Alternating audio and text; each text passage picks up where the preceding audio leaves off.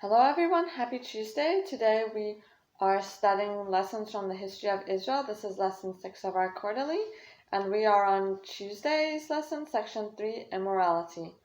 What moral disaster entrapped Israel at Baal Peor? We read in Numbers 25 verses 1 to 9. And Israel abode in Shittim, and the people began to commit whoredom with the daughters of Moab. And they called the people unto the sacrifices of their gods, and the people did eat, and bowed down to their gods. And Israel joined himself unto Baal Peor, and the anger of the Lord was kindled against Israel.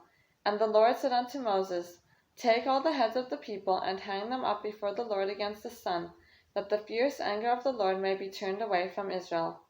And Moses said unto the judges of Israel, Slay ye every one his men that were joined unto Baal Peor. And behold, one of the children of Israel came and brought unto his brethren a Midianitish woman in the sight of Moses, and in the sight of all the congregation of the children of Israel, who were weeping before the door of the tabernacle of the congregation.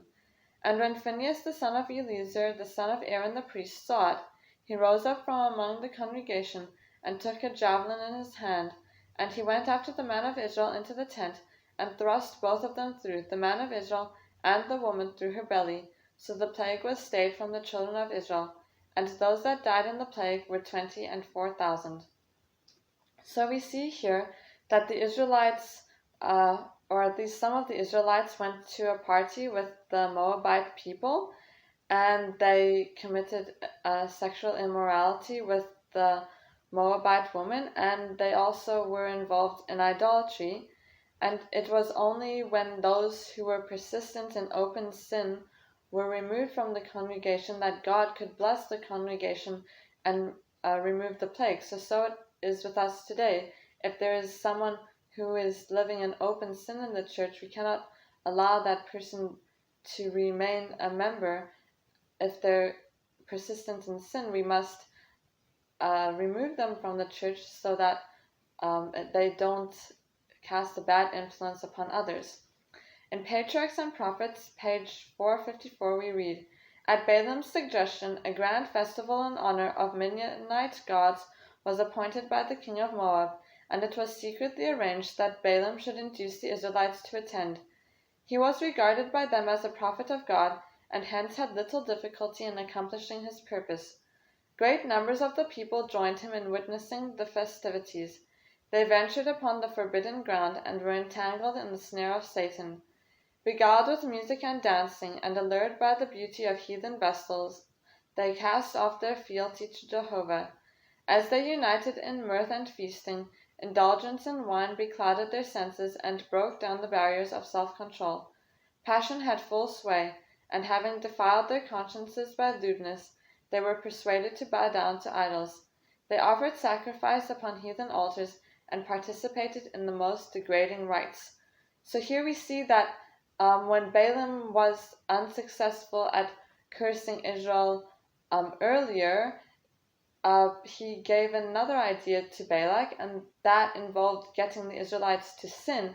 And this time it was successful in bringing a curse upon Israel, because God couldn't bless Israel when they were living in sin. And here we see that even if someone may be a professed Christian or be in the church, that doesn't mean that we can let our guard down and assume that everything that they are inviting us to do is okay. As we approach heavenly Canaan, how is Satan working in similar ways to destroy God's people? 1 Corinthians 10 verses 11 to 13 say, Now all these things happened unto them for ensamples, and they are written for our admonition, upon whom the ends of the world are come. Wherefore let him that thinketh he standeth take heed lest he fall. There hath no temptation taken you, but such as is common to man.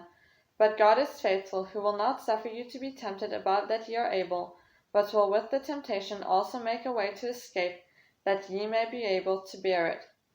So we see here that God had Moses record this sad history of Israel so that we may learn from it and avoid repeating the same mistakes as they did.